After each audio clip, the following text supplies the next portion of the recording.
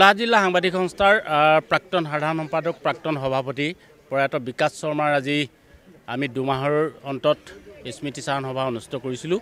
এই স্মৃতি চাৰণ সভাৰ লগতে বিকাশ শৰ্মাক জীয়াই ৰখাৰ মানসেৰে আমি এখনি স্মৃতি গ্ৰন্থ বিকাশ নামৰ এখন স্মৃতি গ্ৰন্থ উন্মোচন কৰা হয়। আৰু এই কাৰ্যসূচী সমূহত আমাৰ বহুকেইজন বিশিষ্ট অতিথি মুখ্য অতিথি খুমটাই সমষ্টি এমএলএকে ধৰি বহুকেইজন অতিথিয়ে অংশগ্ৰহণ কৰে।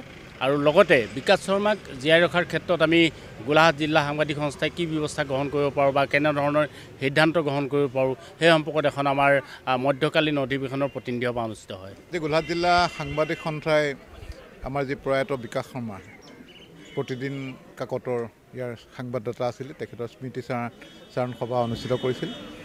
আৰু বিকাশ শৰ্মা খুব এজন নিৰ্ভীক সাংবাদিক আছিলে আৰু মোৰ লগত ঘনিষ্ঠভাৱেও খুব আপোন আছিলে। তেখেতক মনৰ পৰাটো স্মৃতি আমাৰ সদায় স্মৃতিত থাকিবই।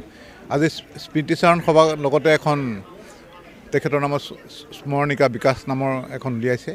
তেওঁৰ স্মৃতি যাতে সদায় সজীৱ হৈ থাকে তাৰ কাৰণে এওঁলোকে যে এইখিনি প্ৰচেষ্টা লৈছে তাৰ কাৰণে মই আন্তৰিক ধন্যবাদ জ্ঞাপন কৰিছোঁ।